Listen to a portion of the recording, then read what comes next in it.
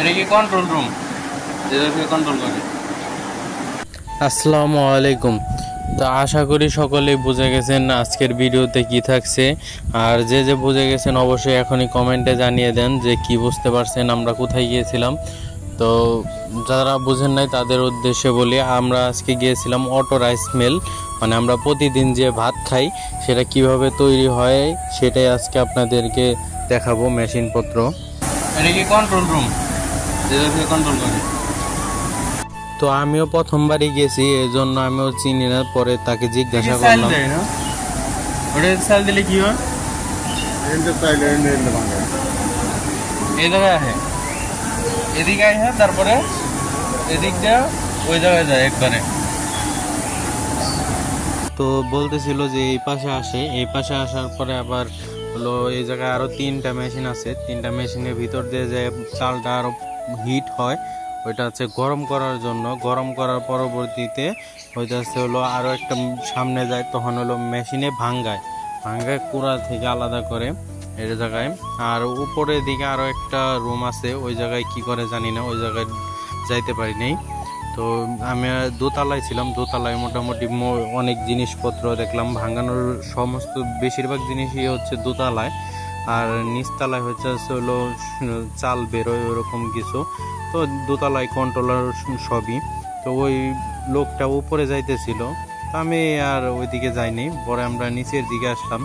তো নিচে দেখলাম অনেক জায়গায় তাক দেওয়া আছে চাউলের বস্তা। এগুলা আর কি এক একজনের চাউলের কারি, মানে কারি বলতে এক জায়গায় গুছাইয়া রাখছে যেগুলা, এগুলা এক একজনের, মেল একজনের, আর কারিগুলা এক একজনে, মানে এক একজনে চাল হয় না, এই জায়গায় ভাঙ্গাইছে এই হিসেবে ভাড়া দেয় বা যেমনি কিছু একটা করে। আমি এত কিছু ডিটেলসে জানি না। তো আমি ওই জায়গায় ঘুরে ঘুরে দেখতেছিলাম। তো পরবর্তীতে এমরা সাইডে আমরা দেখলাম যেখানে প্রথমে আবার ধান শুকানোরও জায়গা আছে, বিশাল বড় জায়গা। তো সেখানে ধান শুকাইতেছে।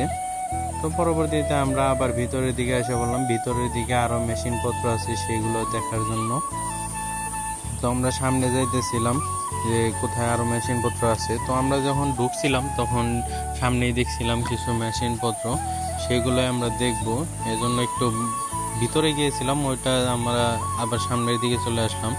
সামনের দিকে এই জায়গায় যে লম্বা লম্বা 3টা দেখতেছেন খাম্বির মতো, এটা হচ্ছে আসলে আপনার চাল পড়তেছে, পড়ার পরে আবার কি বলে কুড়াটা নিচে পড়ে যেতে আছে, বা চাল যেগুলা সাইজ মতো আছে ওইগুলা নিচে পড়তে আছে। ওইটা থেকে আবার ওই লম্বা পাইপের মতো বা খাম যেটার মতো ওইটা দিয়ে আবার উপরে ওঠে, মেবি উপরে উঠে আবার ওইটা আছে হলো ঘুরে, এরকম করে 3বার ঘুরে পরিষ্কার হয়ে সাইজ মতো বের হয়ে তারপরে আপনার ওইটা হলো সম্পূর্ণ চালটা রেডি হয়। এই জায়গায় থেকে হলো সমস্ত চালগুলা দেখা যায় যে কতটুকু হয়েছে। তো এখানে চেক করতেছিল একজন কিছুক্ষণ পরই। তো পরবর্তীতে আমরা এটুকু দেখার পরে বললাম যে এটা শেষ নাকি, তখন বললো না আরো একটা ধাপ আছে, ওই জায়গায় যাবে, তারপরে চালটা একদম পারফেক্ট মতো সাইজ হওয়ার পরে পরবর্তীতে হইতেছিল বস্তায় ভিতরে যাবে। তো এই জায়গায় দেখলাম একটা রোলার চলতেছে, এইটাই হইতেছিল চালটারে কাইটা ছোট করতেছে, এরকম কিছু হবে।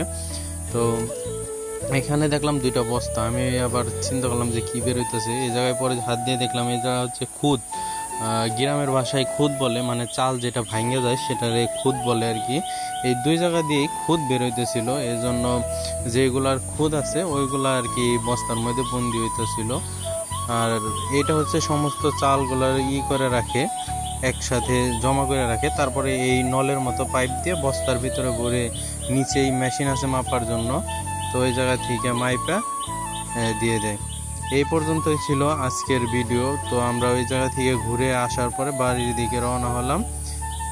আশা করি ভিডিওটা ভালো লাগছে। আল্লাহ হাফেজ।